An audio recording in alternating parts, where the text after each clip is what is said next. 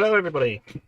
Hello, welcome in. Sorry, I've had a very busy weekend and a very busy day today. Hence, I'm a bit late. The stream is actually streaming at 8:30 rather than our normal 8 o'clock. So, everyone who's here live, welcome. Hello.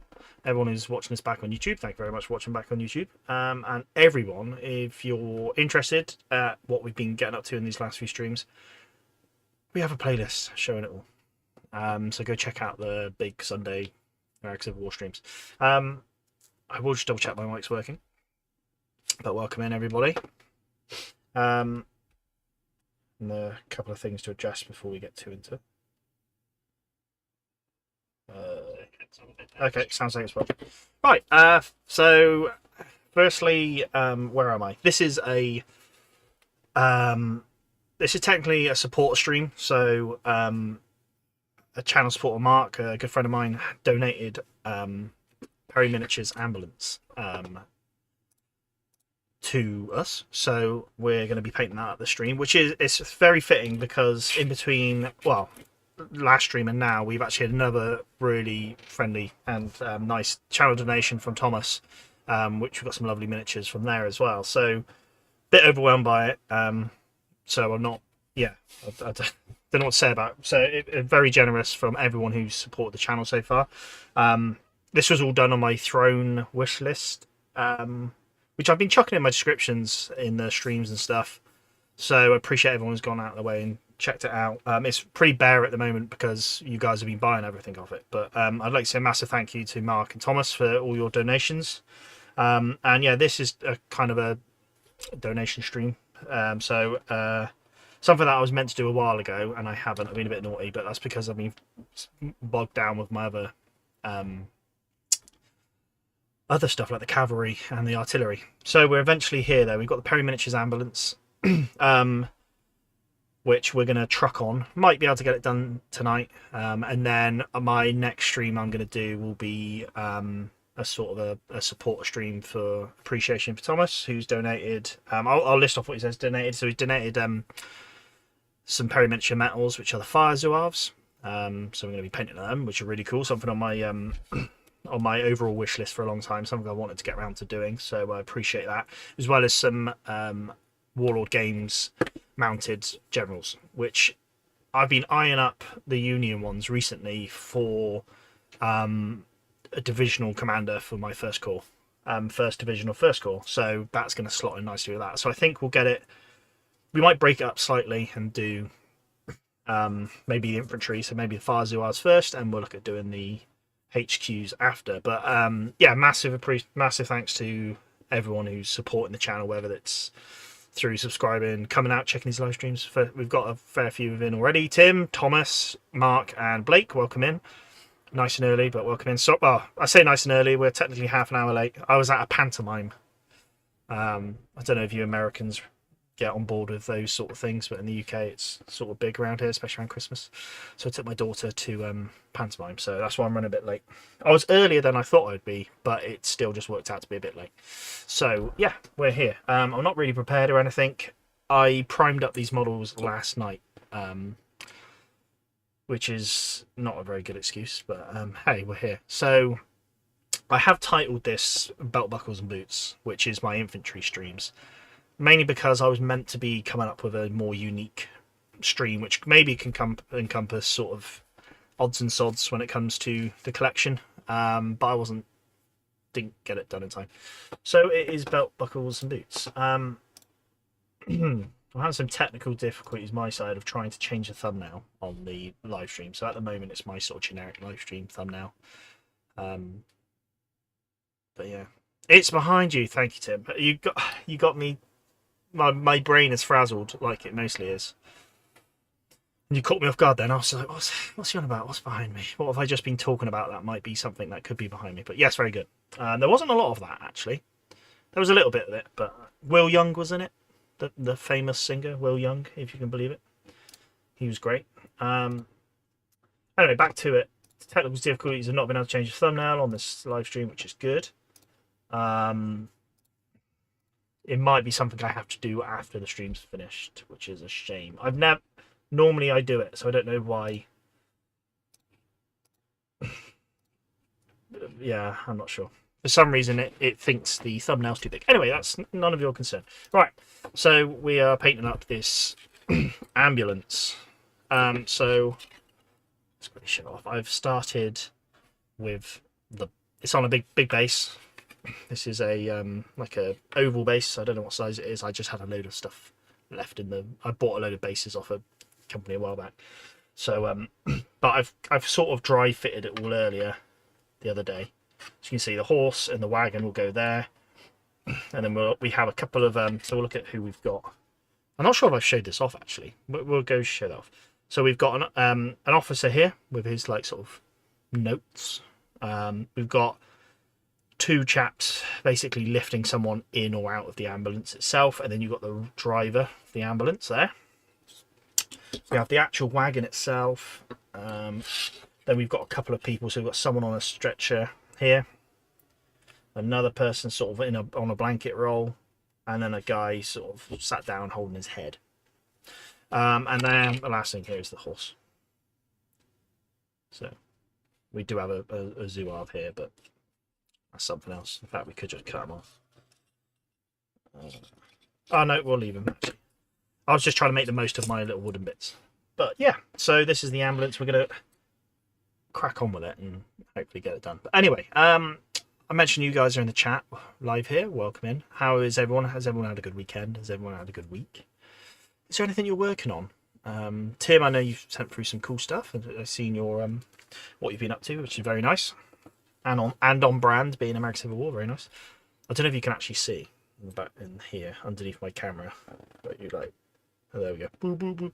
It's actually some Napoleonic French, which I've been playing around with recently. That's a whole other story. I don't know if that's something that I want to put on the channel or not, but started getting around to doing some Napoleonic French. Anyway, I think I'm going to start on the easy bit, which is the wagon. So just because I'm going to go for like a wood colour and then canvas top and then metal detailings. Mark's had a big weekend. What have you been up to, Mark? Obviously, you've been texting me, so I sort of know what you've been up to, but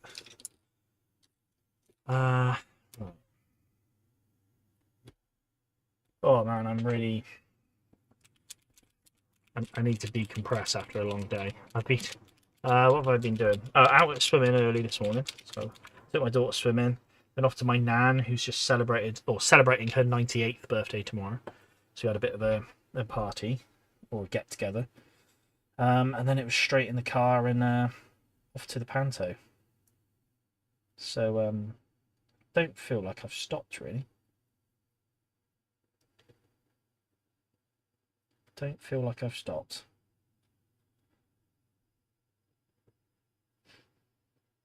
On the plus side, I'm really looking forward to painting this ambulance. So if we were still painting cavalry, I think I'd be a little bit less enthusiastic. Although the cavalry's lovely sculpts, I've just hit a wall with cavalry, I think. I've got some more lined up that I want to paint. I've got some miniatures, 3D printed miniatures lined up. That I've sort of commissioned someone to print, or buying them, should I say. I haven't commissioned them to print them, they just sell them. But they were on holiday, so they're going to be doing that soon, which would be nice. Which that does include some Lancer arms, which I'm going to try use in my Perry miniatures. So we'll have some Union Lancers, so some cavalry out of there to paint. Just waiting. Thomas, busy weekend. Unfortunately, not got any hobbying done due to university work before we finish for Christmas. Although, do have a big project planned for over Christmas. Oh, nice! Can you share the details of your project, or is it going to be a surprise? I'm not sure. Don't know if I set myself a mini project goal over Christmas. If I do set myself a little mini project goal, probably not going to be American Civil War. It might be some Napoleonic French I've just been talking about. because I'm yet to actually paint any models up for the Napoleonic French, so I need to kind of figure out how I want to paint them and painting schemes and whatnot. So yeah, not sure how I'm going to go about that yet. But yeah, I'd imagine I'd have some. I don't really know what I'm working over Christmas yet, so I'm not sure if I'm going to have buckets of time off, or what really. So I don't know if I'll. Christmas is a busy time of year when you got big families, so yeah, we'll see. Also, I haven't even looked at the calendar on what days things fall on, so I don't know if I'll have any interrupted streams. I do plan on just streaming through. I don't even know what day if Christmas lands on a Sunday, then I won't be streaming Sunday on Christmas Day. But I don't have a feeling it doesn't land on that day, so we should be fine. But has anyone I know we've got a while yet, but any big plans for Christmas? I'm seeing family. Here's a better idea actually. Any big purchase plans for Christmas regarding models? I have 0. Anything? Yeah, I've got nothing planned to purchase, and nothing I really need. I mean, we don't ever need it, but for example, my Napoleonic French, I've got loads of stuff sat there. Have been sat there for years. So, planning on finally getting the rest of Richardson's division finished for Antietam, Coldways and Brooks Brigades. I have finished my Napoleonic French. Definitely includes some foreign units. Very nice, Thomas. So far I have plans for. So I've bought. I'm basically. I've got a friend who is looking to start, or has started, Russians, Napoleonic Russians. So I think between us, we're looking at maybe focusing around the Russian campaign of 1812. I don't know how much I've said on stream or not. Really, so sorry if I'm repeating myself. I can't remember who I've spoken to about this or not. So yeah, it'd be the campaign of 1812. For collection purposes, I'm looking at the Battle of Borodino, and basing my collection off sort of a historical formation there. But going now, peeling back from that, when I first purchased my Napoleonic French, I can't remember who it was, but I was looking at a video on YouTube and I saw someone doing Italians, and I really like the look of that because they're sort of white uniforms. Some of them have white uniforms, and they look really smart. Anyway, I've been looking at the Battle of Borodino, and there were Italians there. So so yeah, I'll probably do a couple of battalions of Italians. A lot of the French miniatures I bought are the 100 Days campaign ones from Warlords, so they're in sort of greatcoats and stuff. So, which I think works well for the Russian campaign because they're sort of snowy. I'm looking forward to doing snow bases as well. It's always a cool thing to do. So yeah, I should have enough for maybe 3 or 4 regiments of cavalry or squadrons. Not squadrons. Yeah, I'll say regiments. Yeah, I should have enough for 3 or 4 regiments of cavalry, as well as maybe 6 to 8 battalions of infantry, and then some. I don't know how much artillery I've got. Yeah, so I've got a sizable collection that I can play with.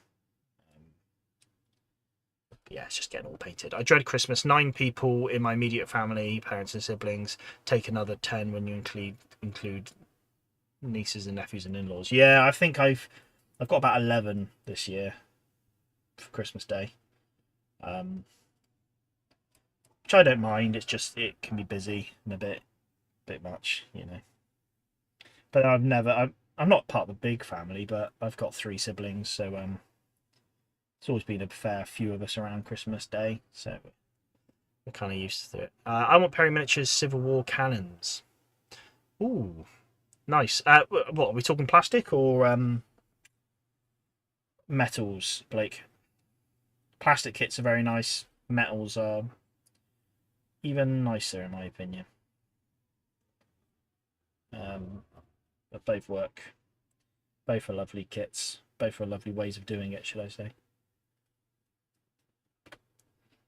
I think with Perry plastics, they're such good value for money. I think if you've always got to give them a go. And then what I do is sprinkle metals in between, just to add a bit of treat myself sort of thing, you know.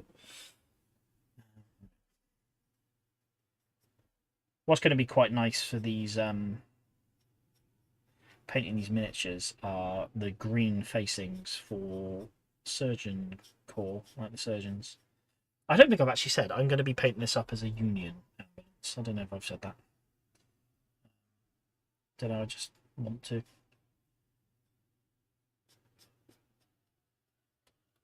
I want to, so that's what I'm doing.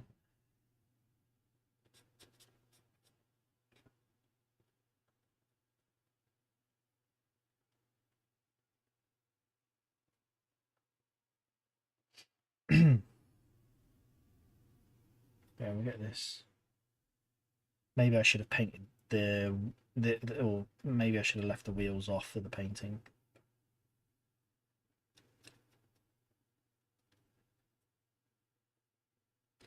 It's all going the same colour anyway, so not too bad.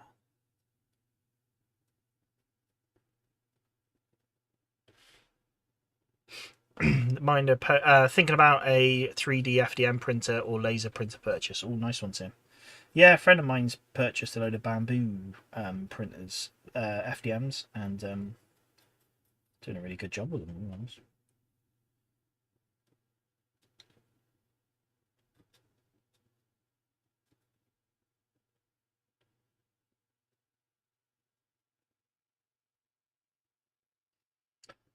I just dislike painted wagon wheels. It's so annoying trying to get to all the spokes.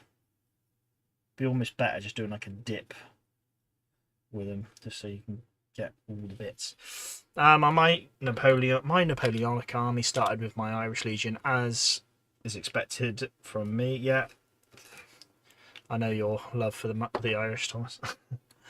Yeah, no, fair enough. Yeah, it does sound like a really interesting Legion, the Irish Legion for the French. And yeah, I think you've got to have a bit of Irish in anything you can do. It's always a bit of fun.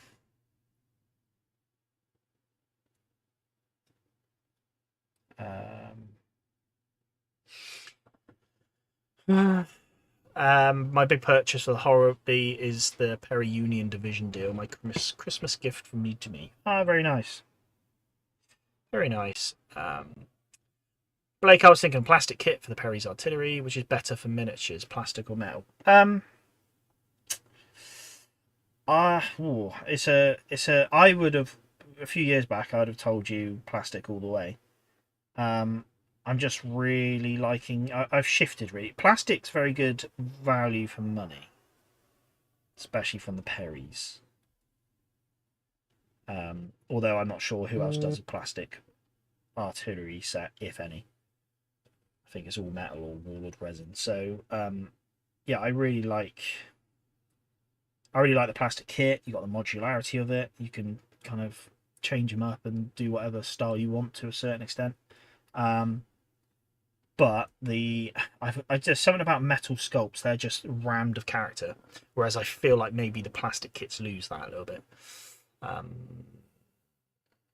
So yeah, it's that's my opinion. I think if you told me, listen, I want to get 6 artillery pieces on the table,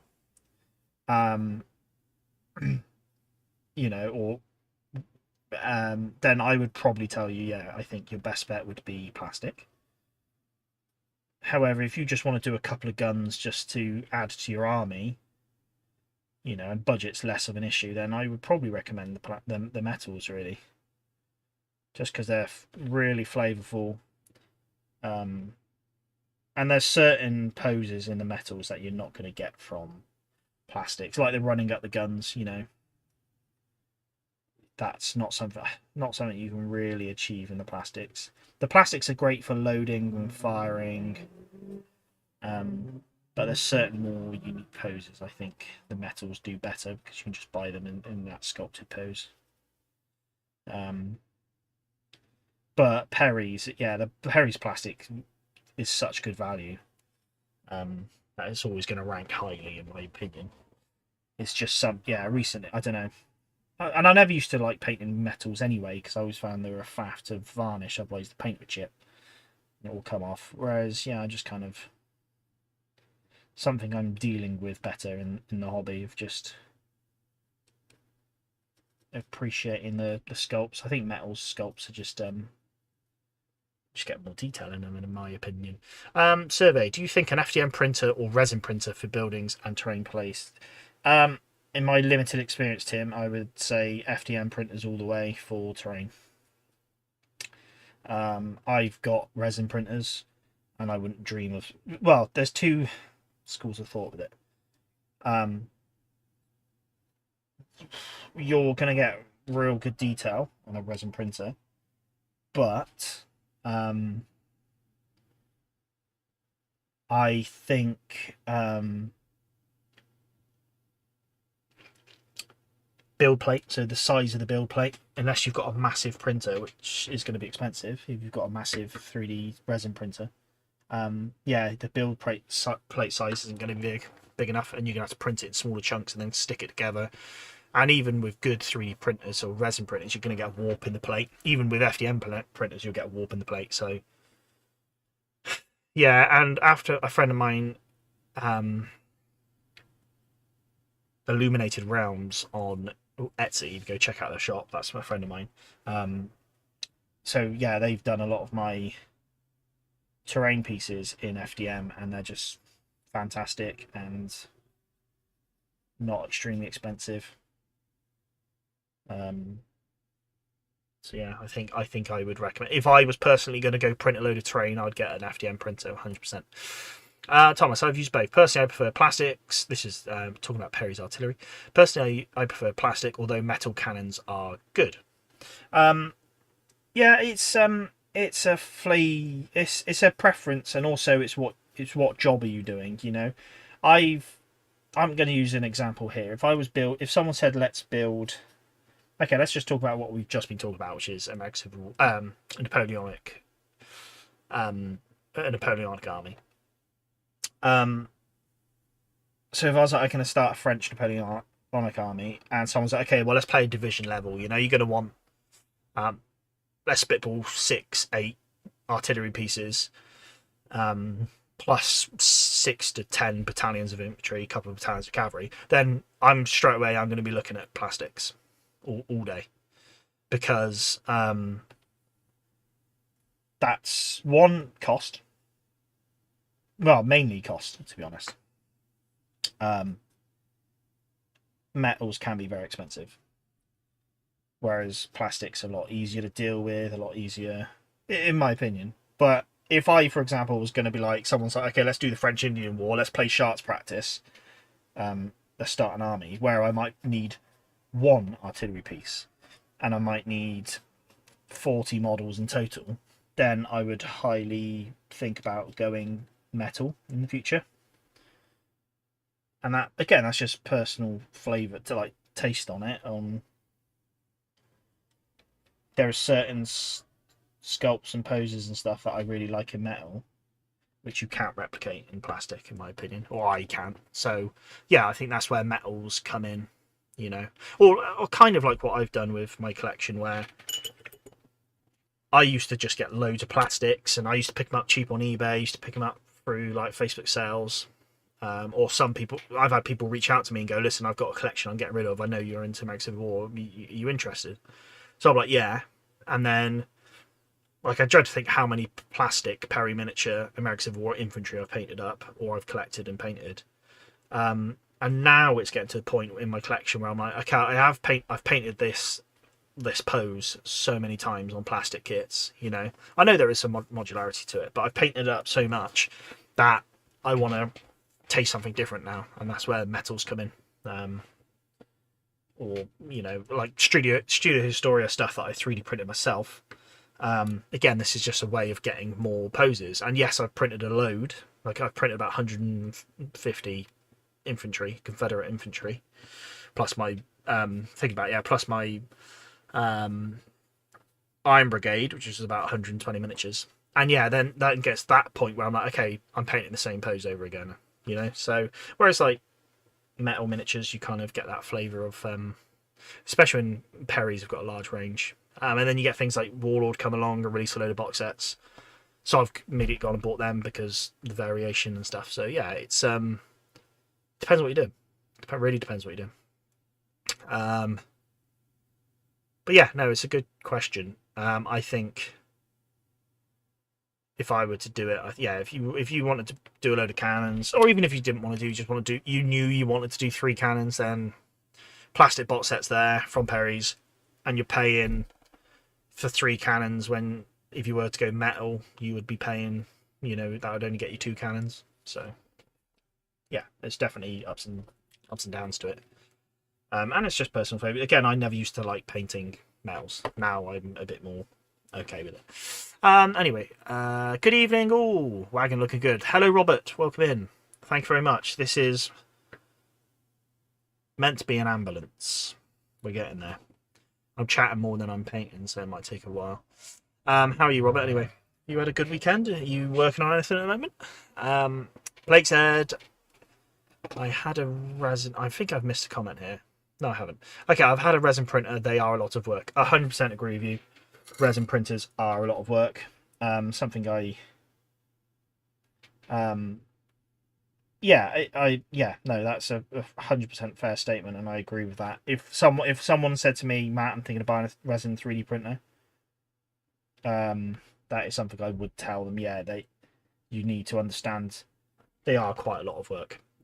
It's probably why I'm not printing a lot at the moment. Well, one, I've got no need to print at the moment, apart from, you know, for the sake of expanding the unpainted collection.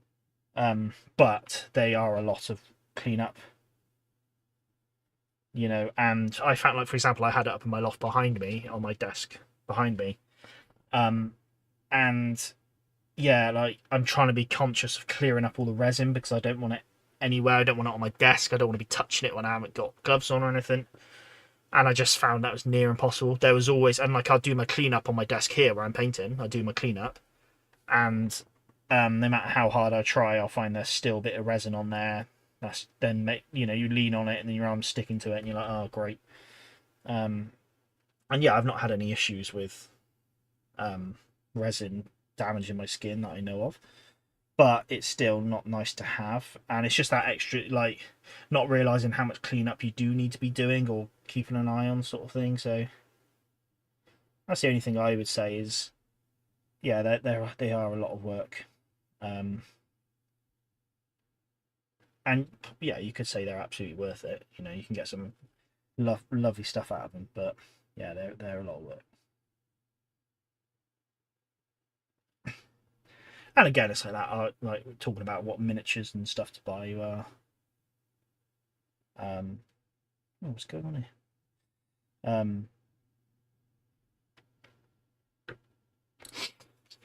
It's like talking about plastics or metals and stuff. Well, if you've got the ability to 3D print, that comes into it again. You know, if you were like, okay, I want to print a lot of stuff, then all of a sudden 3D printing becomes viable. If you wanted to print 24 miniatures and that's it, then 3D printing can be expensive. Anyway. Yeah, that's my issue. I have the same 3D print as you, so limited build plate size, so be it. An FDM printer is. Yeah, it's doable in resin. I just don't know if it's like, I think the FDM printer and the resin printers are tools that you can use, but they're for different goals. You know, I think resin printers are real good detail, which I think is perfect for 28mm miniatures. Whereas if I were to build a big structure, there would just be no need for it. And you'd have to, you could have on an FDM printer, you could have something really chunky, print in one night of like a 12-hour print. Whereas if you did that on a resin printer, you might have to break it down into 10 different pieces, each being 8 hours printing, and then glue them all together, and it might not even look good anyway. So yeah, I don't know. It's one of them. Right, let's what am I painting this horse, I wonder? I keep forgetting what snakebite leather I know is one of them, so let's just paint it snakebite leather.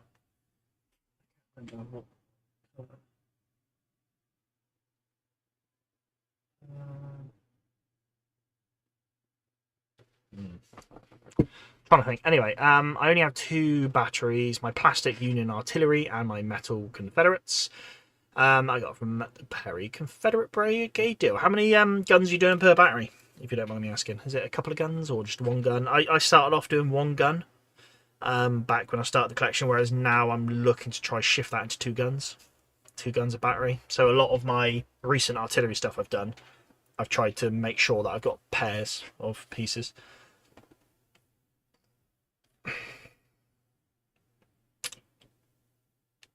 What's Mark saying? Mark said it's on the way. Not very good as I have the flu, says Robert. Sorry to hear it, mate. I've felt bloody rotten the past few days. I'm kind of feeling a bit hanging now, but yeah, there's definitely something floating around over in my neck of the woods, that's for sure.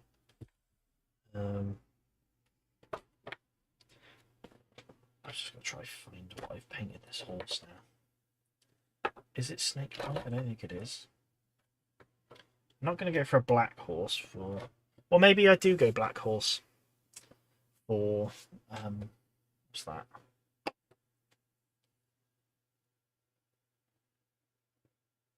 So my black arms, Agaros, no belts, just get a wildwood underting of brown contrast paint. I don't know which one it is.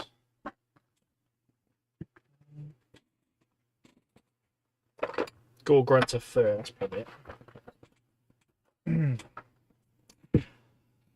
Right, regarding the artillery, so 3 guns in each battery, moving to 4. Oh, very nice. Sick on Monday, so I did get a nice bit of work done on my friend's cavalry I was giving him a hand with. Jeff Davis Legion from Mississippi, very unique uniform, very cool. 4 guns, maybe 4 guns in a battery seems big. If you think, yeah. So in my head, if I was thinking, they always, like, rule of thumb, they would often say the Confederate batteries tended to have 4 guns in them, whereas the Union would have 6. So I got that the wrong way around, which I don't think I have. So if you went for, say, 2 to 1, then you could have like Union batteries having 3 guns and Confederates having 2 guns. So yeah, if you went 4 guns, you'd almost do a 1-for-1 then. Unless that's your plan, and that's cool.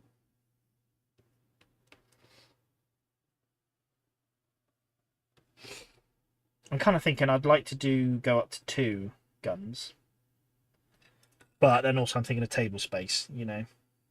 I think it would add more to the game by having 2 guns to a battery. I think it would look nice, but also I don't want to use up all my table space. And I don't necessarily have to, so that's all I'm thinking at the moment.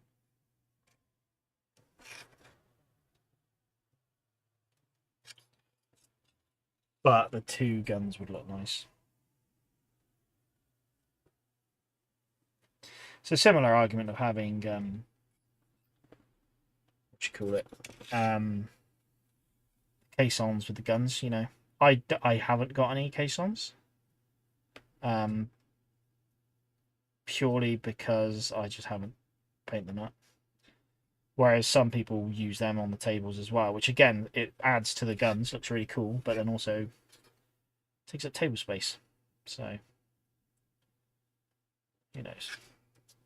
each to their own, I think.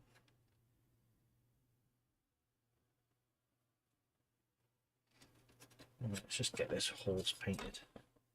Let it dry, and then I can come and do the reins.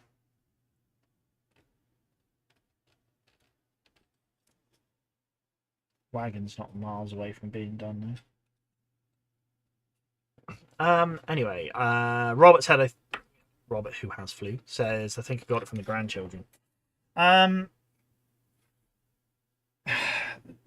Children are dirty beasts, so yeah, there's a good chance of it. That's where we tend to get all our illnesses from, as kids or grandkids.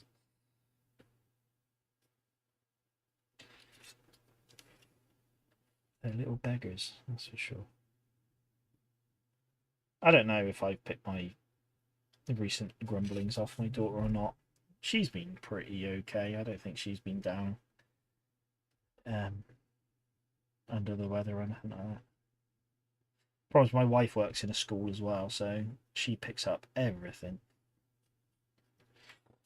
So yeah, if it's not my daughter, it's probably my wife bringing stuff home.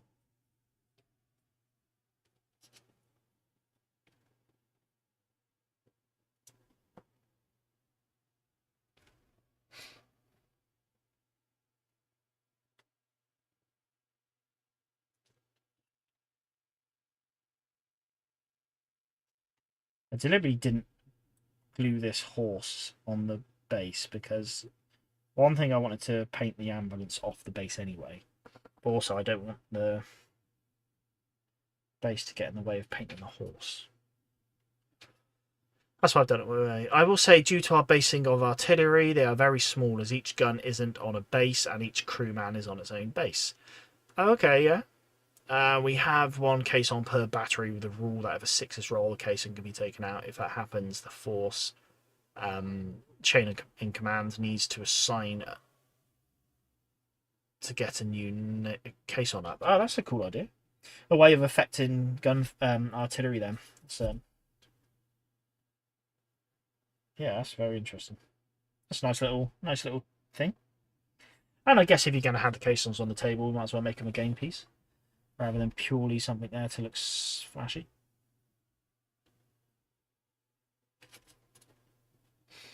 Again, I've not painted any up.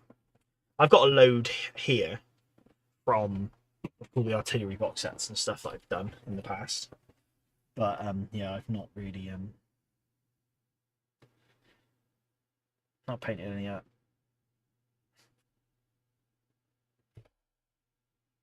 I think a long time ago I might have painted one up, but I think that's gone in the bin now because it wasn't very good.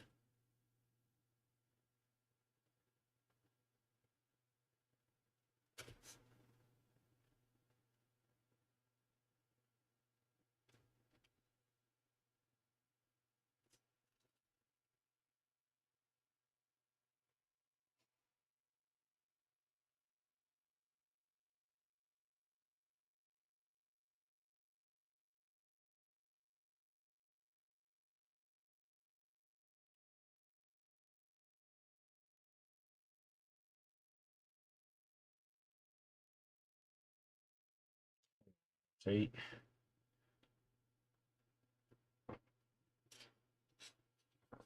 nothing fancy, but a horse nonetheless.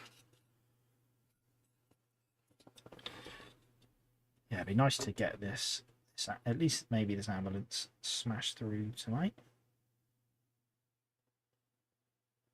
Mainly because I'm not sure we're going to need 2 streams on it, but then also I had thought about doing this a normal length stream, which is about 2 hours. Because we started on half an hour later and I'm feeling a bit under the weather, I'm going to see how I feel. I might just have to end it at normal time. Which I apologise for, but I'm just feeling a bit wrong. Although I've got a bit of a slower start tomorrow because I've got a hospital appointment, so I'm not in work early. Which is a plus, I guess. Right, so let's leave the horse. I might just put, I'm going to put Skeleton Horde on the canvas of this ambulance. Let that dry, and then we can go in and finish it off. Because I'm going to go on to the crew next, and I'm hoping,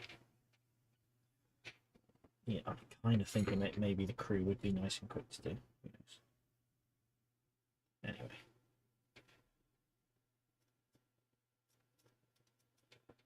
done a very good job bit assembling this, to be honest.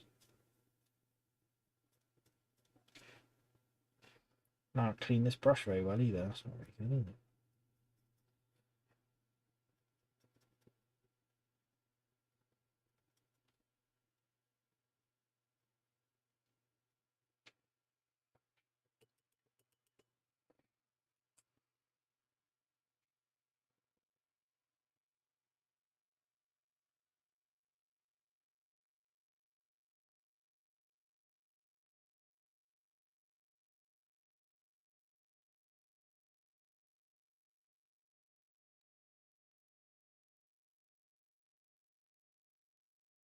The inside of the roof as well. Maybe I don't be that fussy, who knows. I know what I should be doing. I should be painting the inside of the roof, but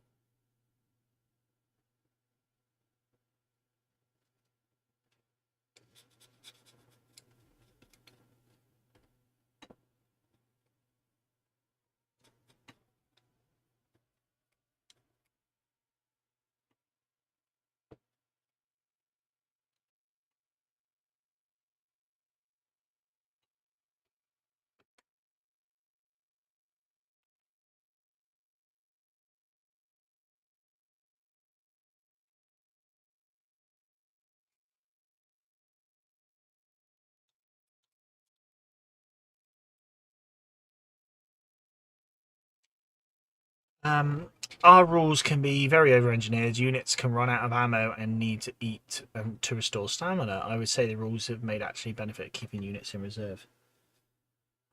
Yeah, I think it sounds a good way of, like you said, maybe adds in a bit of realism to a game. I think a unit stamina is a very good thing to put into a game, purely because it just sometimes doesn't make sense that a unit can just sit there, or like ammunition, for example. A unit's not just going to sit there and fire all day. I think, like it said in the American Civil War, that unless they took extra ammo, an infantryman has a base ammo that, if firing the maximum amount a minute, has enough ammo for about 15 minutes of combat. So was it like 40 rounds they carried, I think? So yeah, if you think in the grand schemes of a battle, or say if you're playing in miniature, that yeah, if you send your troops in to fight, really they're gonna be pretty ineffective after about 15 minutes of fighting, maybe 20 minutes. So yeah, it's always something to factor in, and it adds a bit to the game, like whether maybe you have a unit run out of ammo, or a unit become ineffective because they're out of ammo. Again, this is something you get in like Sharks practice, but although that's more of a random events thing that happens rather than something that can. For example, if you were like, okay, we're gonna take the round tops at Gettysburg. If you were going to send your brigade or a couple of brigades up there, you're going to want to make sure they're equipped. So yeah, you don't want to sit them at the bottom of the hill firing away for 30 minutes and then send them up with no ammunition to really do anything, or they might take the hill but not hold it. So yeah, that's a cool thing. Robert said, I would like to have a 3D printer, but I've not got the specs. Do you mean specs as in specifications, or space? 3D printer is it's a fun hobby that I had, still have. Printer's not at my house anymore. I've moved it, but it's just messy. And when I'm in the mood for it, it's a bit like painting. When I'm in the mood for it, I'm happy to just chug and do it. But yeah, yeah. If I'm not really in the mood for it, it can be messy. Yeah, Thomas makes a point. So the average average Union soldier carried about 40 rounds on average, fight for 30 minutes to an hour. At Antietam, the Irish Brigade carried 80 rounds and it expended it in less than an hour. Yeah, no, yeah, you're right. Like I said, they carry 40 as standard, but I think they would often, if they knew they were going into a bun fight, they'll take more in. But yeah, that's so yeah, 30 minutes to an hour. Then that's not actually a lot of in game. So imagine that you're game rounds are 30 minutes, so after 2 turns, your unit is almost useless because they've used up all their ammunition. So, it's interesting. Right, we're going to paint some trousers on some people. What's this guy doing?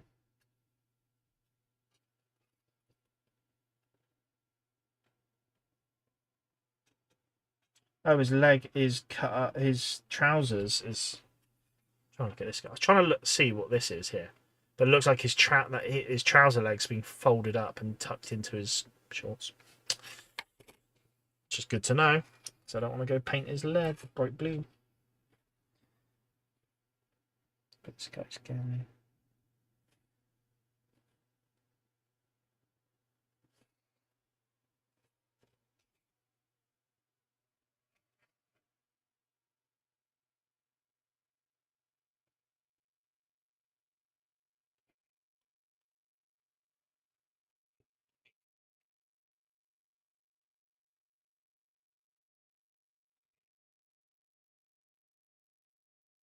What would be good actually is maybe not have these all infantry.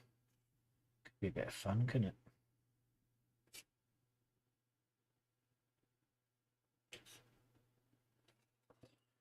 There you go. Not much room for one. Yeah, no, that's a fair point. That's a fair point, Robert. Yeah, it's surprising how much room they take, especially when I'm in my head. I'm like, well, what I want to do is have a real nice big workstation, so I can keep all the messy stuff to one side and out of the way of where I'm actually working, doing other stuff. All of a sudden, you need such a large space, and yeah, I just ain't got it. That's why I moved it to my work, because I had a big dedicated area to it, which is great. But now, for example, if I'm sat here thinking, oh yeah, I'm half tempted to put a print on, I can't do it because it's not a mouse. So it's the trade-off of finding a place that can just keep the mess away. But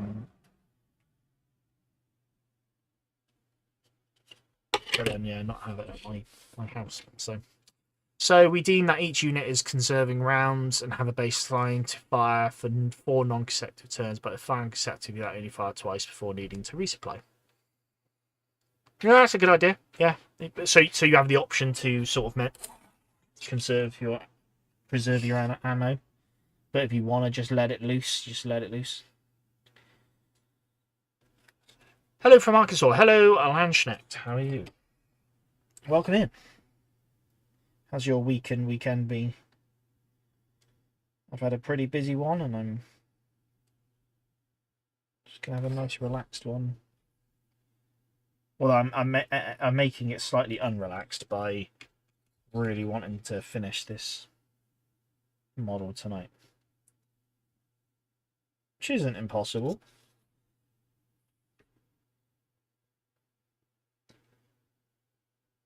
But also, I shouldn't really be rushing it because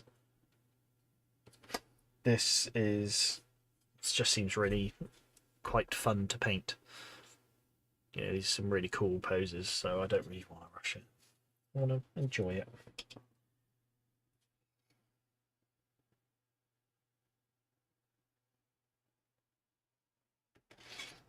Yeah, these are all Union boys.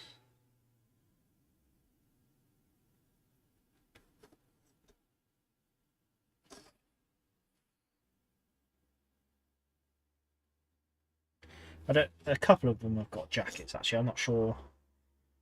I don't know. The main officer guy I'm going to have with the green cuffs and stuff for the medical team, but I don't know if I'll try squeezing it in on a couple of these. I'm going to call them orderlies because they're manhandling people into the back of an ambulance. But I don't know, but maybe I chuck a couple of orange cuffs on these guys.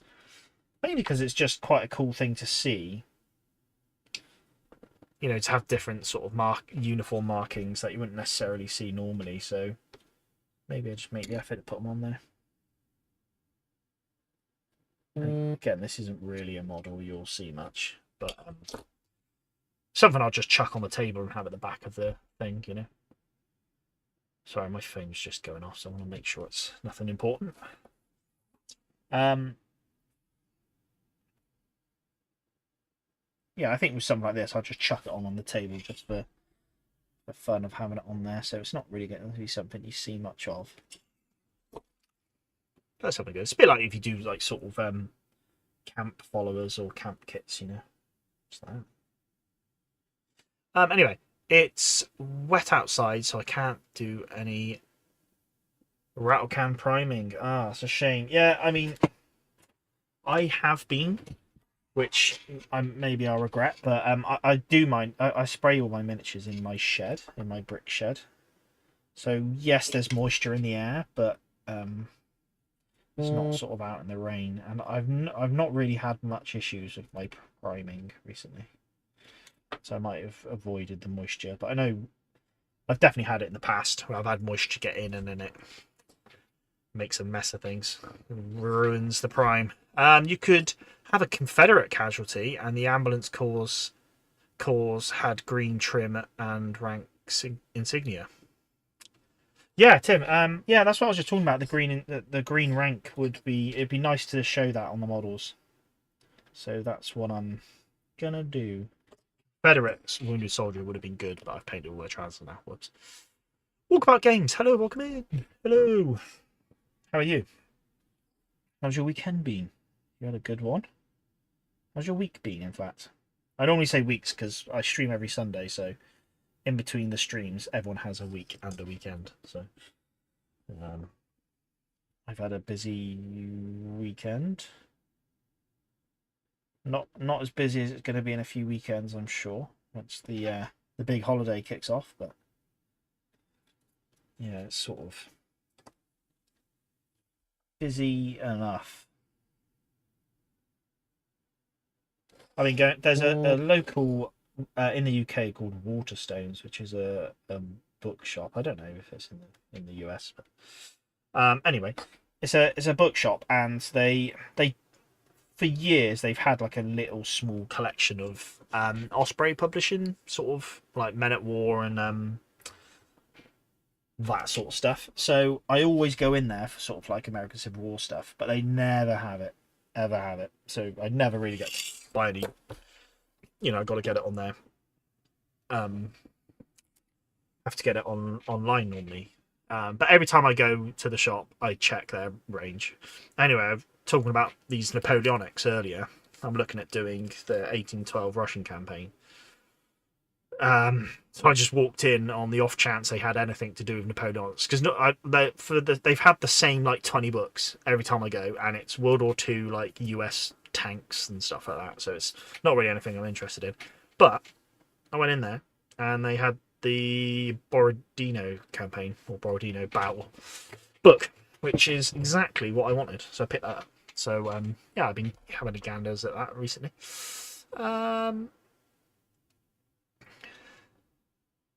Have you ever painted Civil War generals? Says Blake. Yes, I've done quite a few.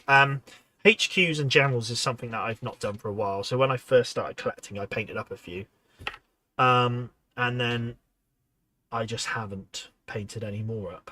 And it's something I've based. So for anyone who doesn't know, my main union collection at the moment is based around First Corps at Gettysburg. So I'm working through First Division at Gettysburg. It's probably going to be First Division at Gettysburg, to be honest. So I've looked at doing First Division, First Corps, all the infantry, but I haven't got the officers. So what I've been doing over the last few months is piecing together all my command bases. So yeah, I'm going to be doing, is it Wadsworth, Divisional Commander, and then we have Lysander Cutler, which is the 2nd Brigade, and is it Gibbon, 1st Brigade? Yeah, I want to say it's Gibbon, 1st Brigade. So I've got the 2 brigade commanders, division commander, and corps commander. So that's going to be 4 bases. And each command I want to go up higher. So I think brigade, I'll probably do an officer with a flag bearer. Division, I'll do an officer, aide, and flag bearer. And then corps, I'll do 4. I've got it pictured in my head. I might have said that wrong, but yeah. Anyway, so yeah, I've done some generals. I've just not done them to the standard I want to be doing them now, so I need to do a big refresh. So spraying in Canada, says Walkabout Games, spraying in the Canada this time of year is almost impossible. My airbrush gets to work out. Yeah, I bought an airbrush a while back. Never used it for paint. I used it for trying to clean up 3D prints. So when I wash them, I wanted to blast them with air and just sort of help dry it up. So I've got an airbrush down. That's only a cheap thing, but I was thinking of maybe picking up some primers, because it can be a bit awkward for me to do priming at the moment as well, because I've got to go outside in the rain into my shed and spray there, and yeah, it's a pain. So I'm thinking of maybe looking into that. So yeah, let me know how you guys do it. I guess you should pick up a airbrush primer and use that. Thomas said our rules don't have rules for ambulances. Might suggest that after the campaign concludes, as we're constantly adjusting the rules for each campaign. You could potentially put ambulances on the table and act like a baggage train, and that could be sort of a capturable objective. So if you have it on there, and it survives the battle, maybe you get an extra percentage on your like replenishment rate or something like that. And then if the enemy captures it, you can cause more harm or something. I don't know. I don't know. It was kind of that's a cool rule to figure out though. Cold and snowy here, but that's normal. It's semi-cold here and just damp, which is pretty normal. Thomas says same issue here. I have to order it online with your books. Yeah, yeah.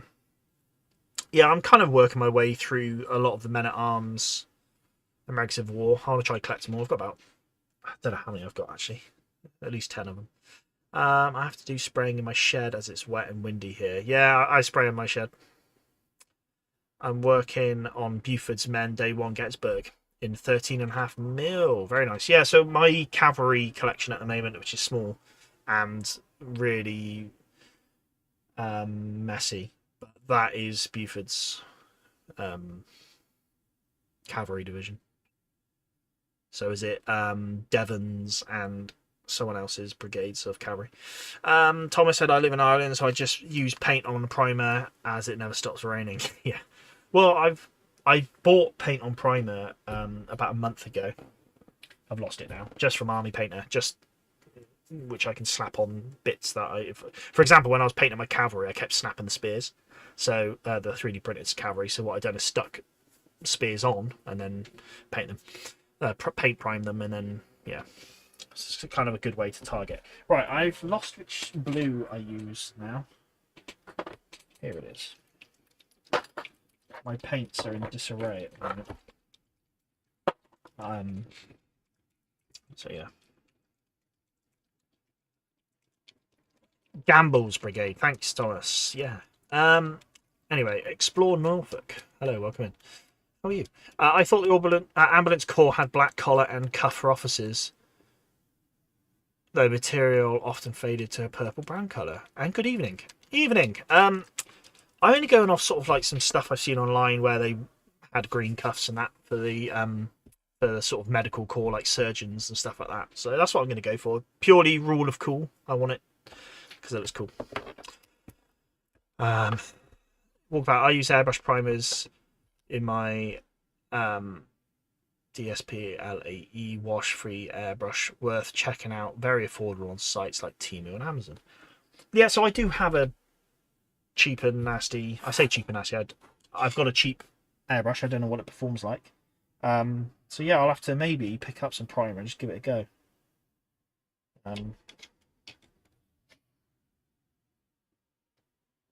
That is something that my local games clubs has in abundance. Is spray like a really good airbrush range paints. So I'm gonna I think I'll pick a bottle up. Especially if it means I can just do because the amount of times I like I'll be up here, for example, in my loft doing my painting, and I might be like, I need to prime that. And then, for example, this ambulance crew, it's been sat here for weeks, and I've been like, oh yeah, I really need to get on and prime that. But then I forget to take it downstairs, and then I'll go downstairs, do my day stuff down there, and I'm like, oh, I've left my thing upstairs, and then I just never get back around to it. I have an inkling. I have a feeling as well. They wore green sashes, the officers of the ambulance corps. Maybe that's something I need to look up because that would be a cool thing to add.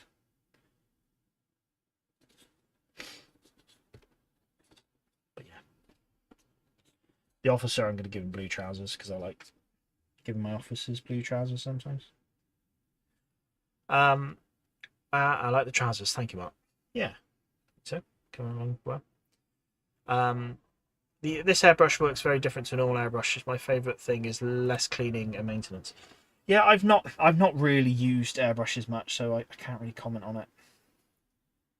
I don't know if how much problematic they are for cleaning. I can only assume they're a bit of a pain because they block up, but I've never had to do it, so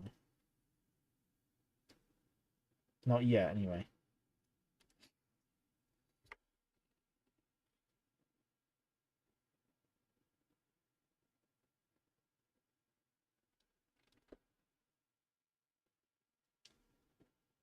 Don't want to get any paint on his collar because that's going to be green. I should have done some research ahead of this and just checked what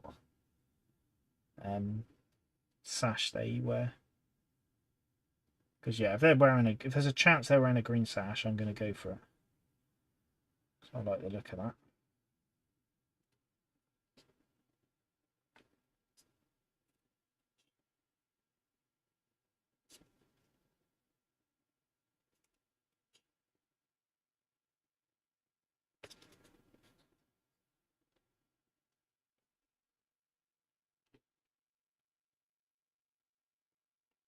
Let's just paint everything green, blue for now. Yes, green sashes were only worn by 3 units in the Union: medical staff, Irish Brigade, and the 20th New York Turner Rifles as a German unit. Well, that's answered my question then. We're going to paint it in blue. Green. I don't know if I have a green, actually. I probably will in normal paints, just not contrast. But that's fine. That's fine. Cool. Right, let's get this wagon rider. He's going to be in a blue jacket.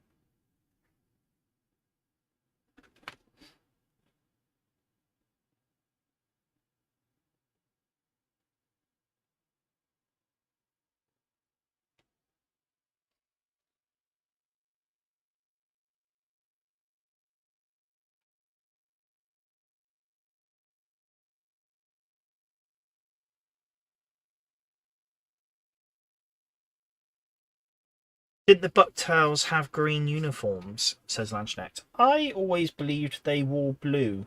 Yeah.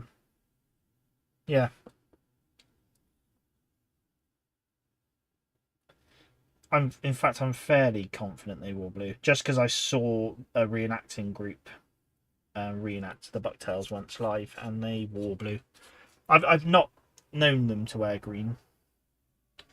I know they were marksmen. But the only greens I would know of are the Buridan sharpshooters.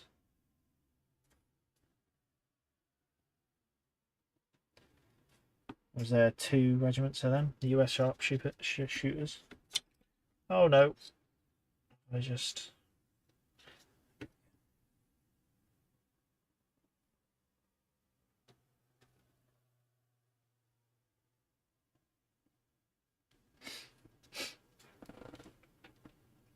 Oh, I just realised that this guy here... he's going to be a bit awkward today. Hang on, let me chat this later.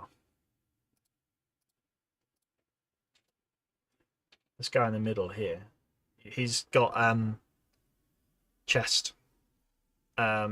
He's not wearing any top. He's just got a bandage around his torso, which is that's quite a cool feature. It should be nice to paint that.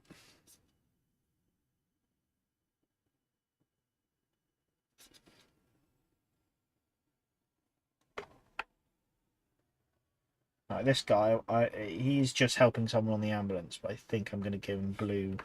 sorry, green cuffs and collars as well. Just because I think it would look nice. Is that he's going to actually be standing inside the ambulance, so you're not going to really see him, but I think I want to do it. Rule of cool, ultimately.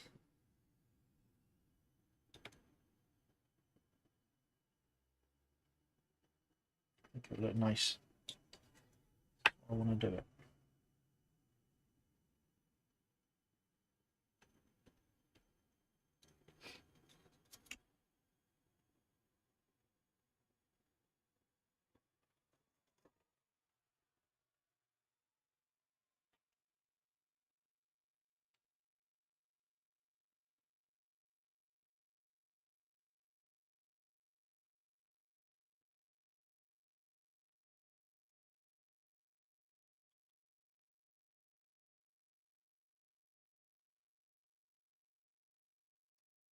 Yeah, I think that works.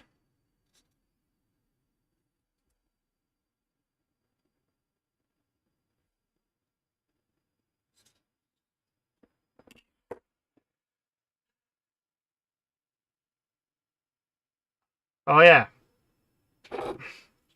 Mark's just reminding me I've not paid him his wages. I think.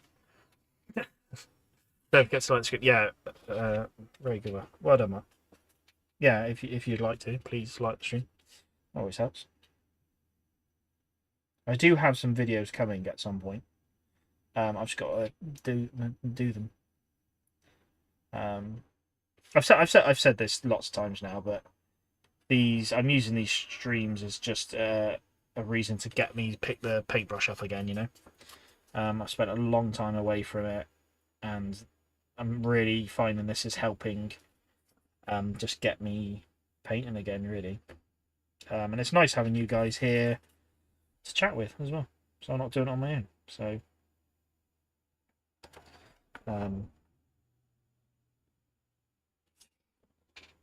yeah. So this is two things really. This is one is content for my channel. But two, it's giving me reasons to get painting really.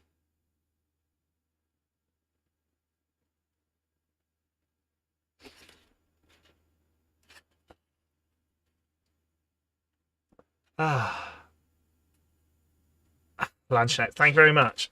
And Mark says, I swear I'm not on the payroll.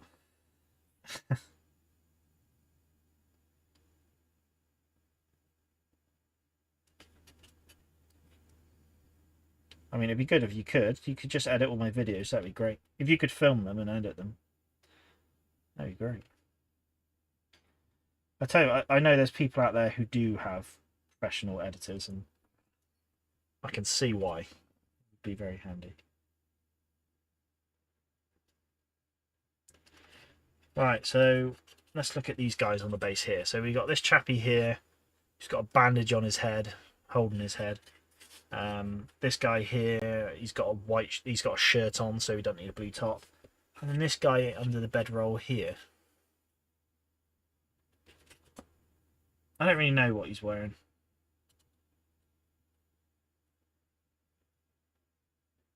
He's got like a collar. He does have a big collar, but not really sure. I think we'll maybe just leave it as a white shirt. What time are we up to? 20 to 10. That's fine. We've got time. So I might go a bit longer today just because I haven't been about.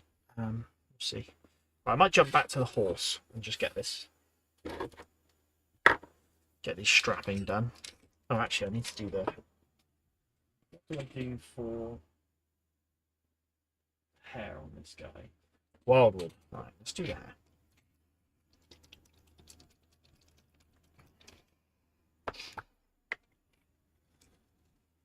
I'm gonna have to figure out how I can sort the thumbnails out for this stream as well. I have to try. Mark's my tech guy. He helps me with anything technological. I know what his answer is going to be. I'm going to say, Mark, YouTube tells me I can't have a thumbnail over 2 megabytes big. And then he's going to say, why don't you just save the picture under 2 megabytes?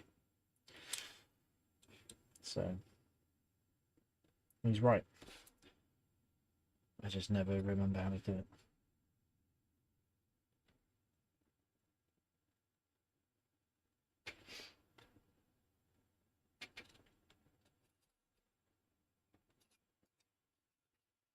Once this horse is done, then I'll do the hair. I'll let the hair dry, and then we'll come back and just do all the... I wonder if I paint the collar, like the padded collar, a different colour.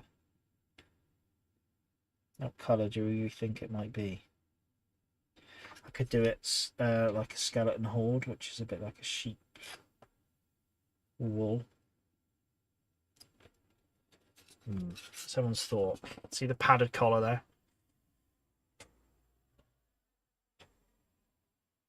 I don't know if anyone else thinks this.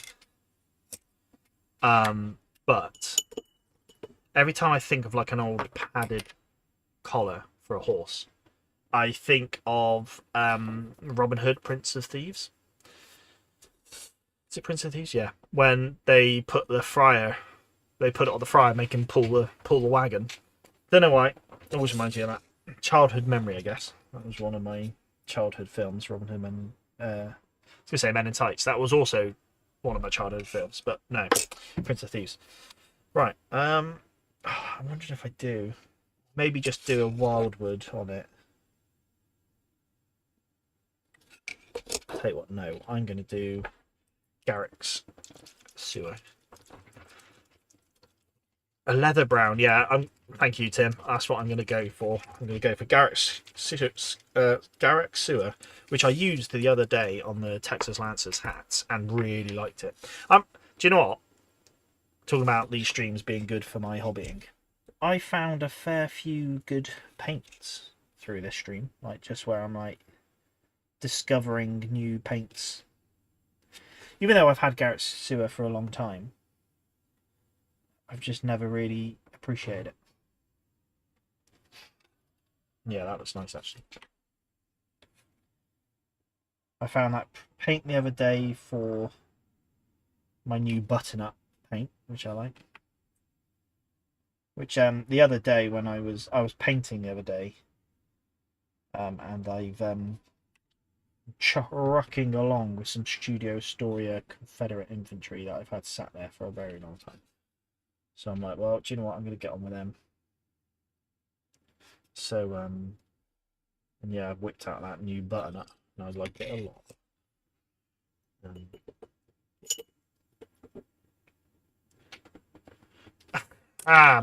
My tech team's got back to me, Mark. Thank you very much. They've sorted out my thumbnail. Let's check it out. Right. Let's download that. Let's save that. Let's replace it. There we go. Right. It doesn't really matter because everyone's seen the stream anyway. Done. Right. What was I saying? Right. Yeah, Mark. I love that. I don't type of response these days. Yeah. Anyway, I sent you. Thank you very much, Mark. Explore Norfolk. Tempting me to do American Civil War again. Oh, let me tempt away. Yeah, come do it. I don't know. I don't know. People do things different. People do hobbies for different reasons, and it's trying to.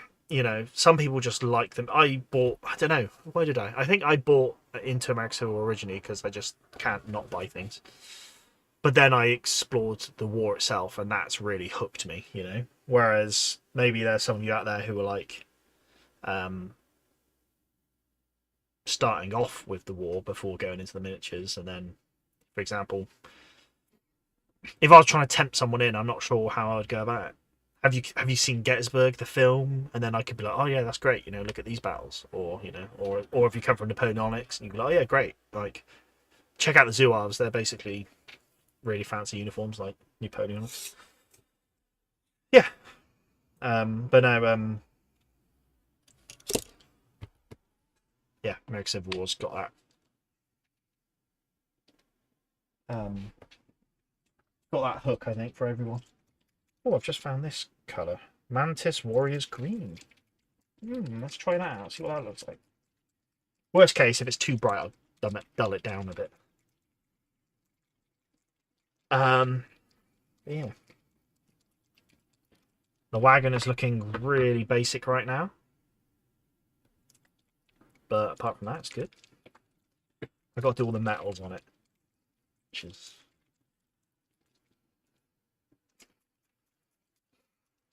not a problem. Not a problem.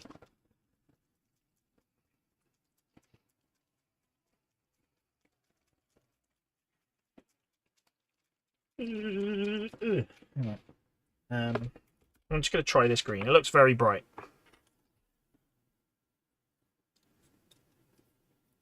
But bright isn't bad. Okay, yeah.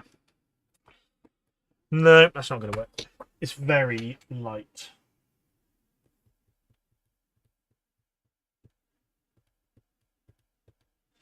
Ha. Probably should have thought about this. I was at my games club the other day, so I could have got a good green. You know what? Let's just not think about that for now. Tell you what, let's do this.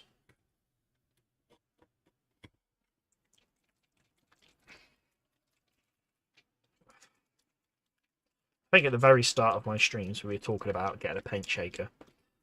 I ain't done it. Right, so that horse is basically done. I'm going to go in with black next and pick up details. This officer here, I need the greens, which I haven't got. I've got the blacks. I think I'm just going to quickly go in and do all the white. In fact, no, let's do skeleton horde for some fabric. Purely because I've got some of these things here, like the... I think for the canvas for the beds might work well. Oh, I just painted all over his hands. That's rubbish. That's silly of me.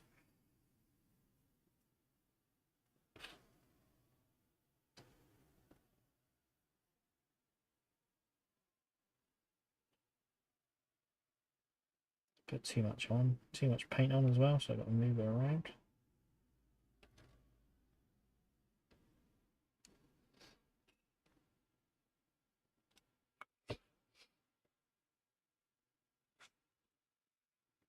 What explore Norfolk? What would you, if you were tempted to start jump back into the American Civil War? What do you reckon you'd look at? Army or whatever. Lanchneck, nail polish shaker is the way. Yeah, so like a long time ago, and one of my first streams, I think we spent like a whole stream talking about it. I'm aware, I just haven't gone out and done it. And because I'm using contrast paints a lot more, yeah, I should.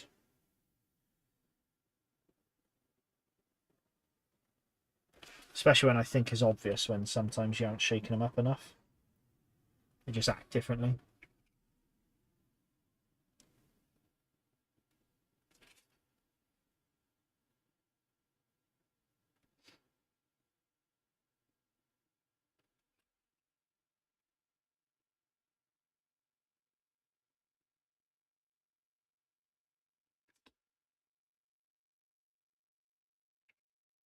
Right.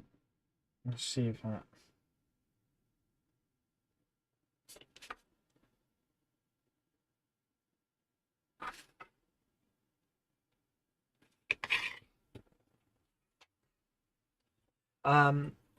I did a short little trip into American Civil War a few years back as a break from Napoleonics, both in 28mm and Epic. Oh, nice. Did you do any sort of like historical units, or was it more just what you fancied? I must admit, I've been tempted by Epic quite a few times now, but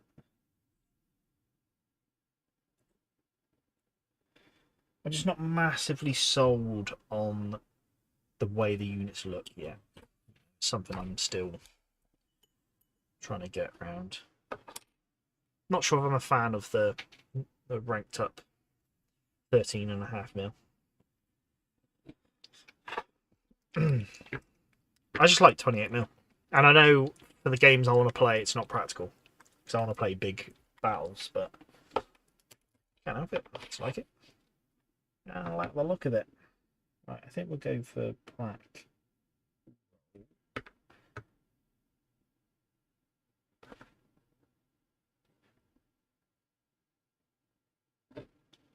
Canvas ties in black, I think.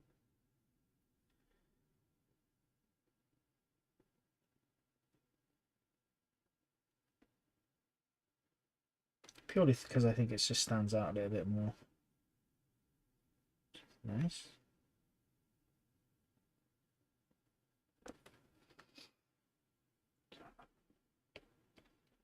Camera makes it look really shiny, but yeah. At a quick glance, you figure out what's going on. Did you buy the Epic Scale Studio Historia STLs? I have the Confederate Infantry and Union Infantry ones, but I got them from the Kickstarter and they released them together at the start, whereas I think with the artillery one and the cavalry one, they've sold the Epic ones separately, I believe. So yeah, I've got some of them, but not all of them.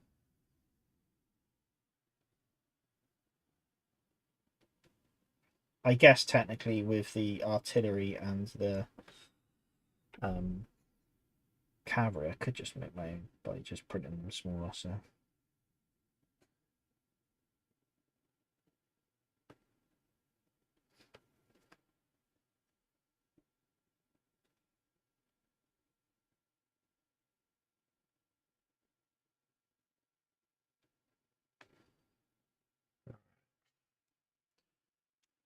they are nice, same as the 28 mil, but smaller. They have them in strips and individually. Yeah, I've seen. Yeah, I have seen the infantry ones. They are. Yeah, they are cool.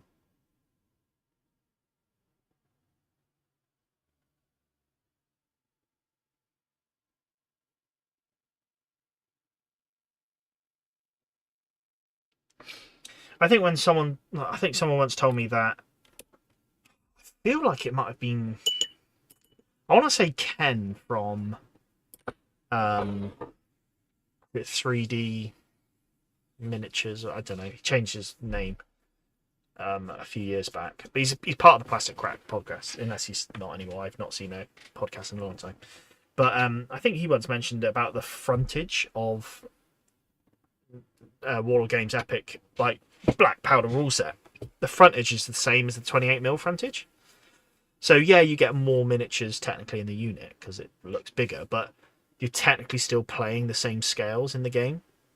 So you might as well pay 28 mil. If you've got a 6x4 table, you're better. You know you're not better off by playing either or the other system.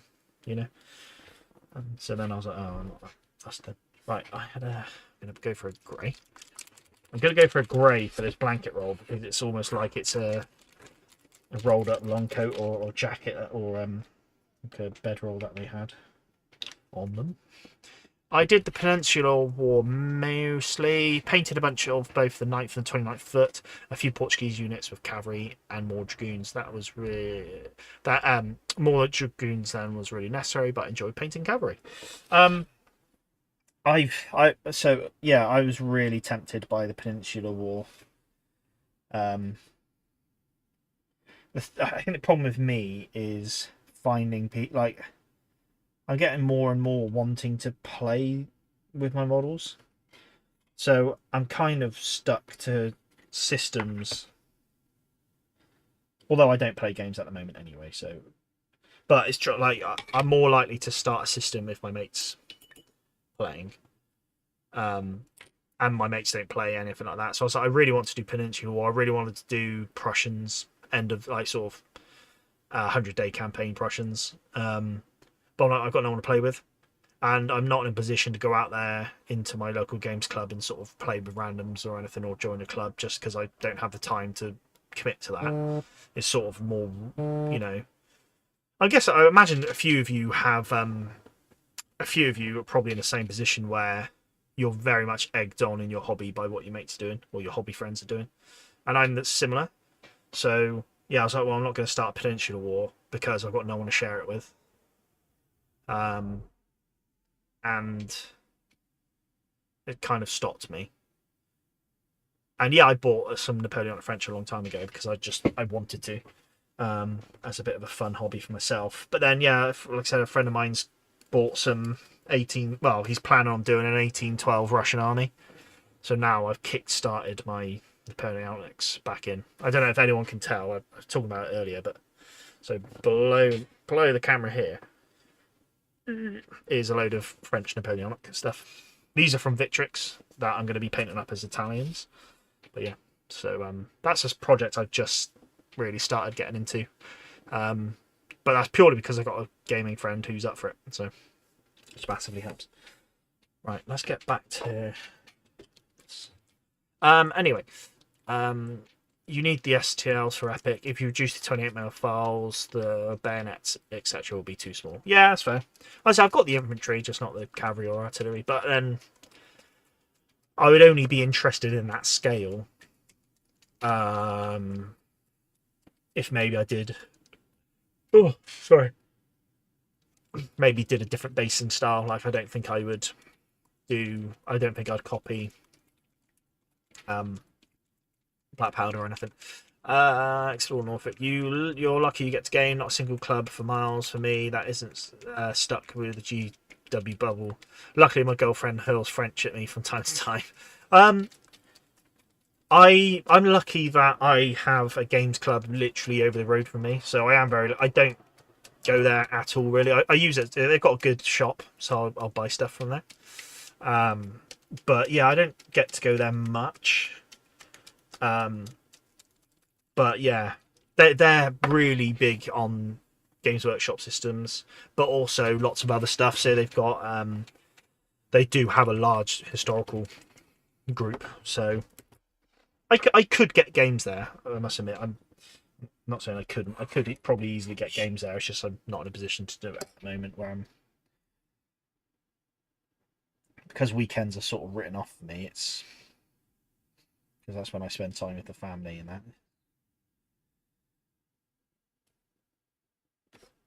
But yeah, like I said, I've got a friend now who's up for doing some Napoleonic, so I'll give it a go.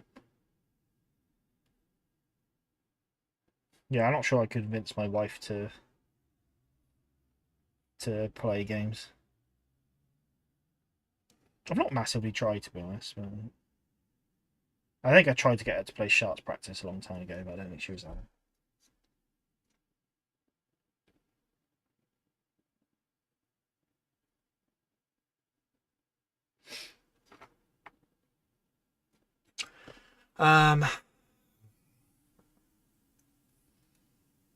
Right, so this guy's got a bandage around his front, so let's do that.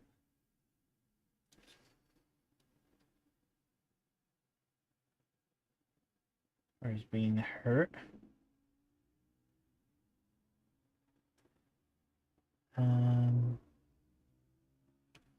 Put that on side because I'm missing. I've missed a spot on his trousers, which is annoying. He's got some white gaiters, so we'll try paint that in.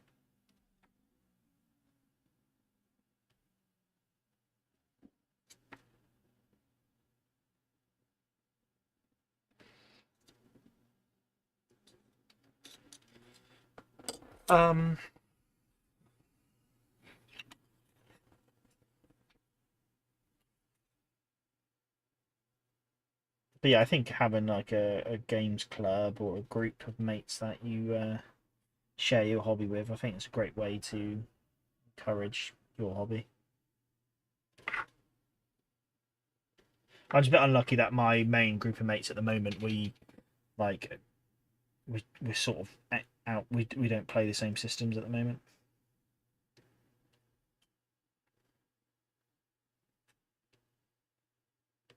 They're quite into their Middle Earth,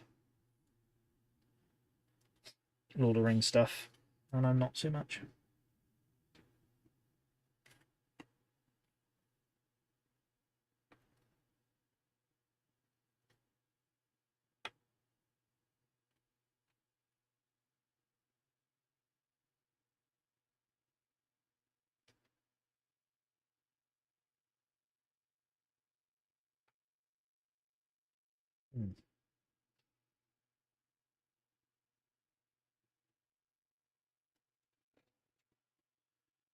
I might give this chap a red shirt.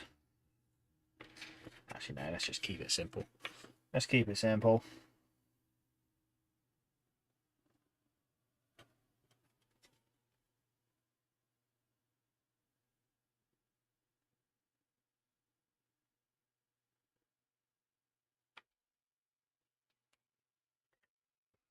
Cool. Right. Let's this goes a bit miles away. So I need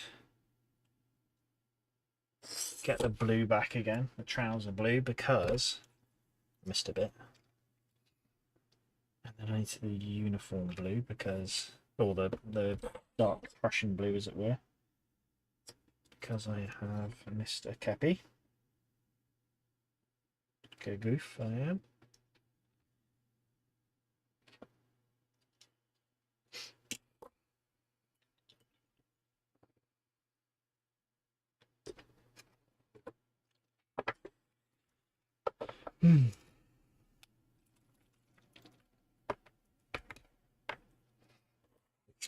I tell you what, we're nearly at the end of the stream. I don't know if I can do till half 10. We'll go a bit longer. Just have to do another stream on this, which is fine. I've done a lot more talking than I normally do. There we go.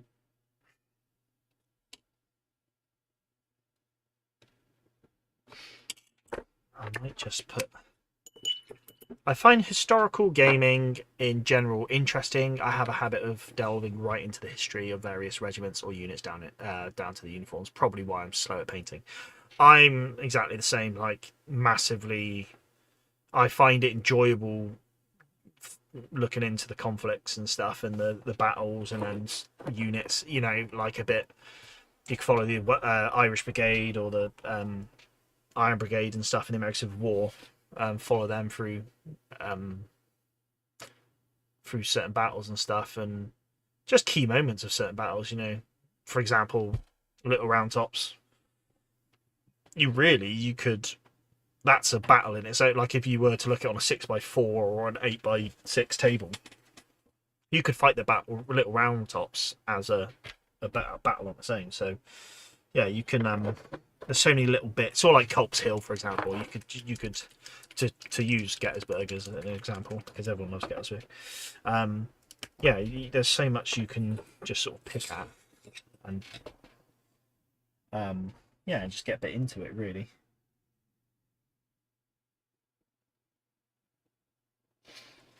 But yeah, I've done it with the Iron Brigade. I found that quite enjoyable, doing all my research into that and stuff. And they're admittedly still on the painting table. I've still got some of the brigade to finish, but yeah, I've painted up quite a few of them, a few regiments. But it's just interesting to see these regiments go through the war. You know how some of them, like the Irish Brigade or even the Iron Brigade, sort of crumble apart through attrition, and you go from these great units that were so revered to them sort of becoming almost obsolete because they're so, like, you know, they don't really have much. What's the word I'm looking for?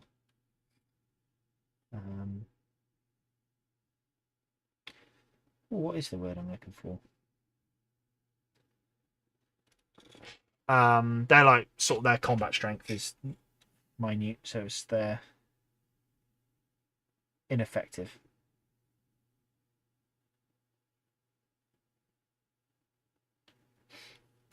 It's kind of sad to see, really, because you get a unit that's famous for in the war, and then it ceases to be.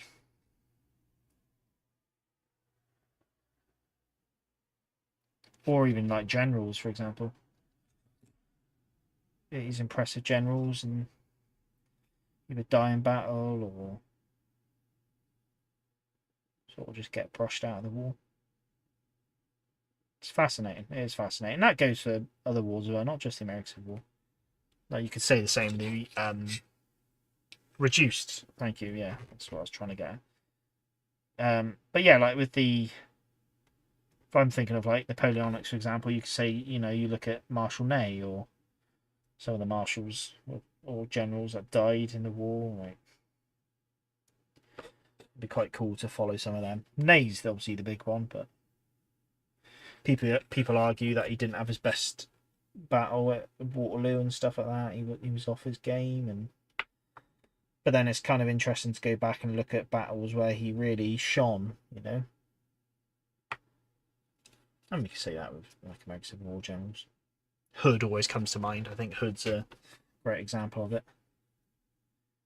You know, an exceptional division commander, and then takes over an army and has a bad time at it.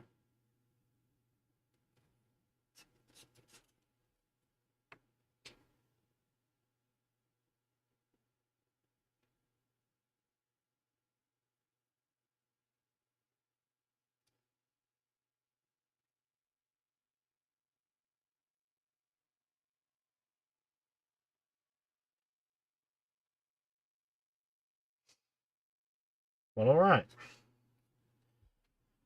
He's got some like chains on his side, which I'll paint in silver, I think. But yeah, it's done.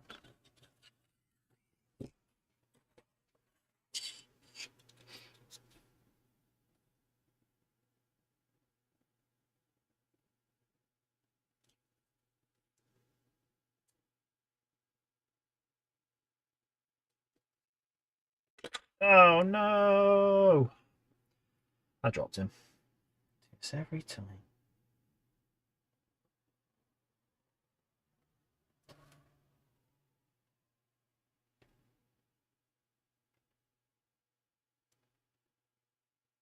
Put you there. Always dropping him. It's a pain in the ass.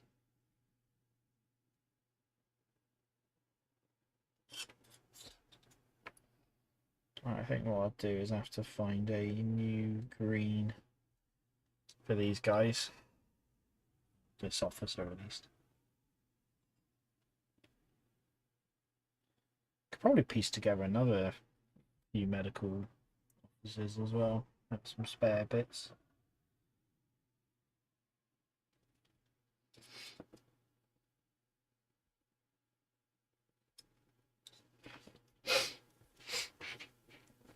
In his case, he had wounds that greatly affected him from Gettysburg onwards.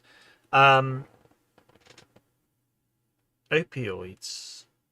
I assume you're on about John Bell Hood. Yeah, John Bell Hood was obviously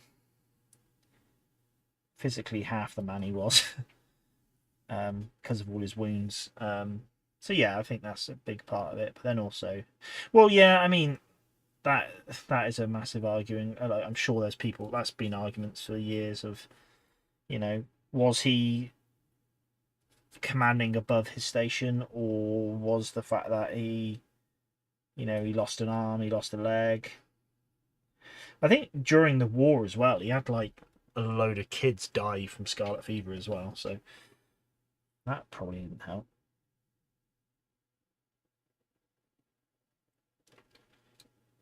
Well, you could say the same about Beauregard. I think he was quite ill often. That's probably why he didn't spend much time in the field, as you would expect to see. Is it AP Hill as well? AP Hill, he was ill quite a lot. So you had a lot of these generals who were quite ill.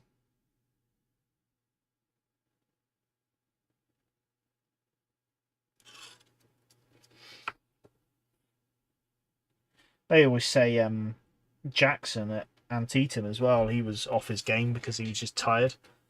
He'd his troops had been marching a lot from the valley to meet up with Lee. They were all a bit knackered.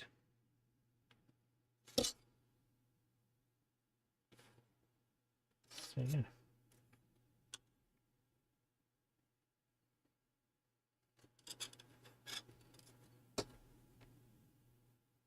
They're almost like sportsmen, right? That you kind of compare them to having like sort of off days, off games. Mix blue and yellow to make the green. Yeah, I just I mean, you're right. I could do for the sake of one miniature. It's probably no point sticking to an actual colour, but I just want it to be easy. Don't want to have to think about it.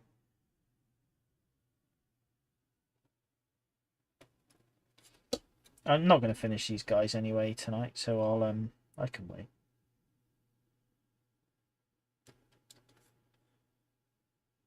Oh, I just realised that needs to be. Has he got shoes on, this guy? Yeah, he does.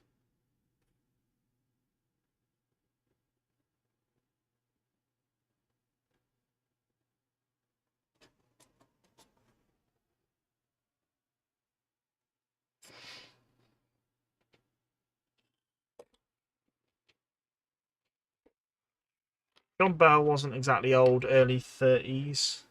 Having said that, might have been seen as ancient at the time. Yeah, I don't know.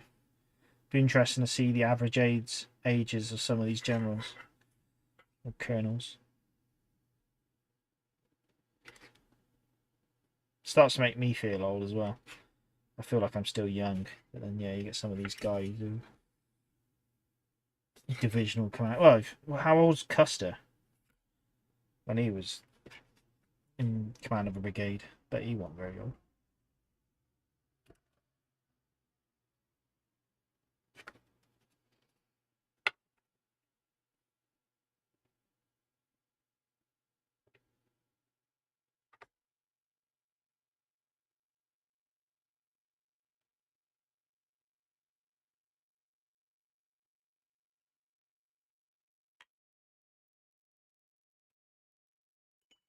Can confirm early 30s is 100% not old.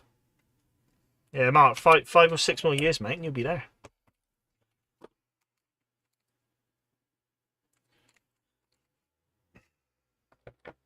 Right, I might just put some flesh on these guys just because I like seeing the flesh colour on, but then we'll call it there, I think.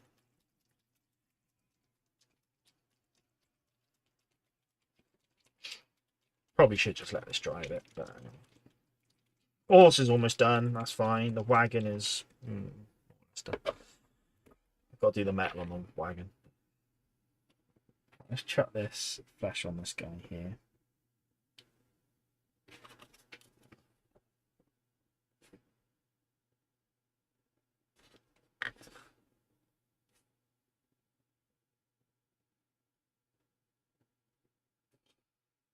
This guy's seen better days. This, yeah.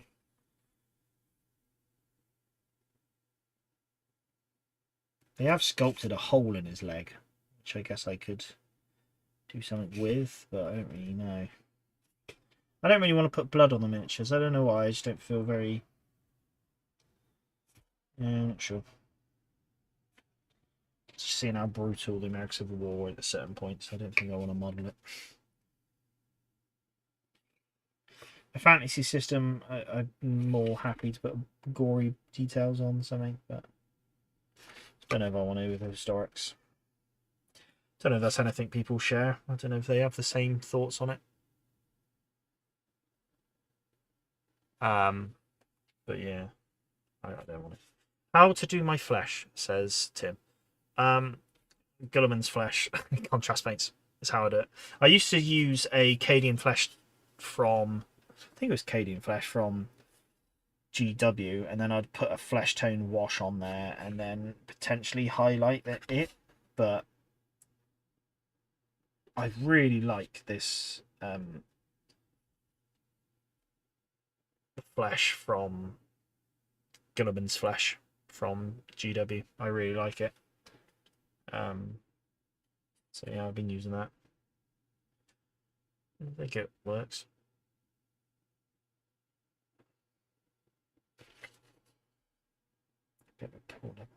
Yeah, it does. It does look nice, and that's just over a white spray paint as well. Like, think it looks nice. I haven't had to do too much with it. Just adding that flesh on there just really makes the model stand out a bit, which is nice.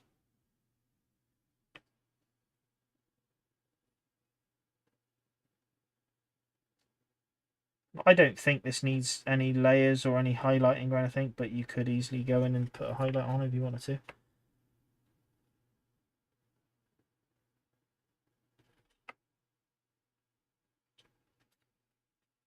Yeah, I think it's small enough. And that's just the...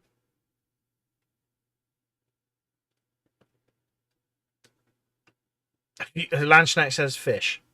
See, I read fish, but I think it's an L. So I've assumed it's flesh.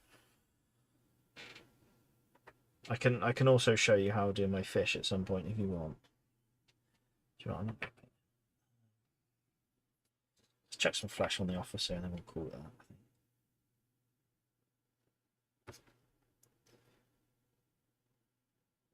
Maybe when I do some models over sort of camp life, I'll do a Confederate catching a fish or something.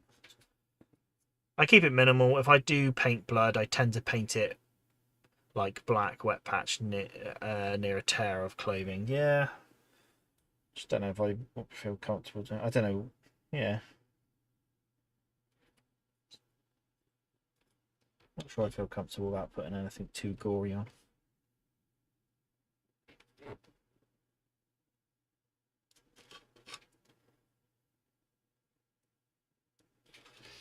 Although I am painting war miniatures, so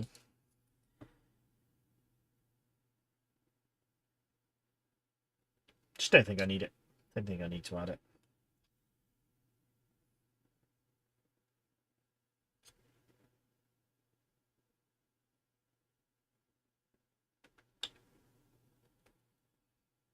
Yeah, I do like the flesh. The camera doesn't really give it great detail, but it does look nice. Trust me. Well, I think it looks nice.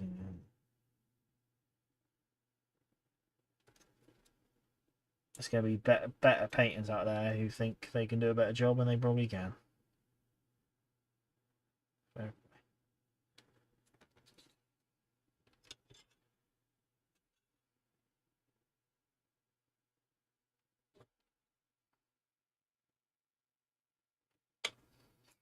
I'm the opposite. The more realistic, the better. War is carnage. I've said this before, but I do it because I look after my troops. Yes, flesh. I'm trying to paint.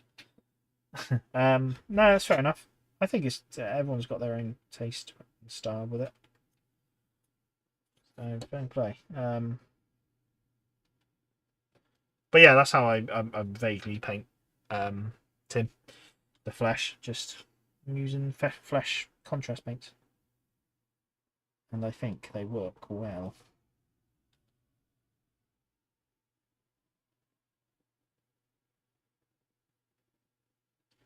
I say they work well. They work better than my old technique of painting flesh, which I sort of said earlier, which was using sort of a flesh tone and then hitting it with a flesh skinny wash and then layering. Whereas I think this works well.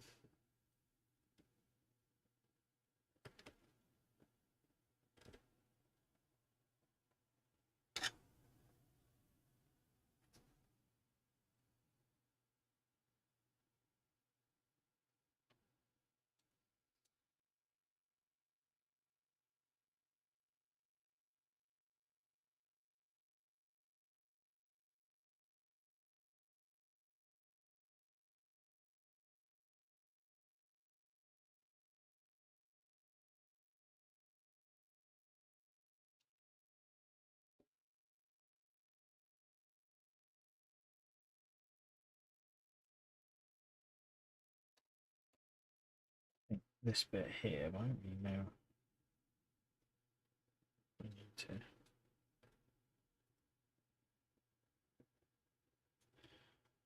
All right. So yeah, it's coming along. It's coming along.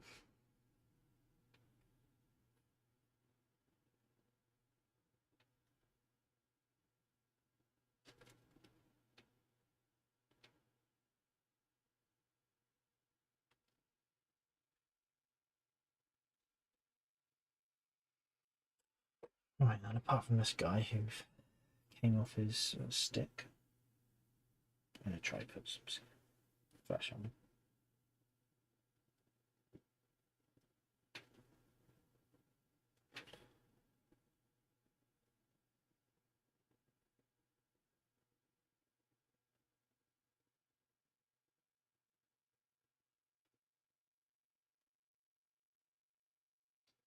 Wonder what sort of job it was to be an ambulance driver, you know?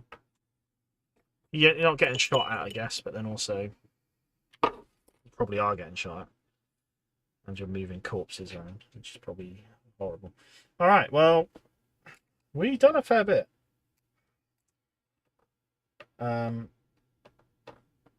Wagon, horse, something like that. There you go. Wagon, horse, that's almost done. I don't know if they carried like medical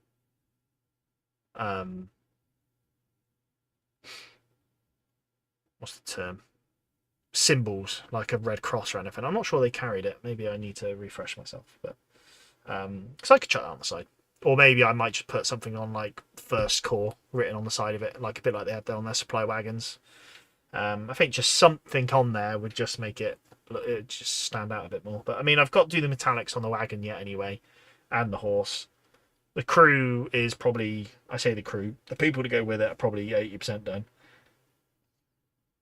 Just a bit of details and stuff, and then obviously the base. So, but alas, I'll leave it there because I'm getting tired. We've done nearly 2 hours, so yeah, mustn't grumble.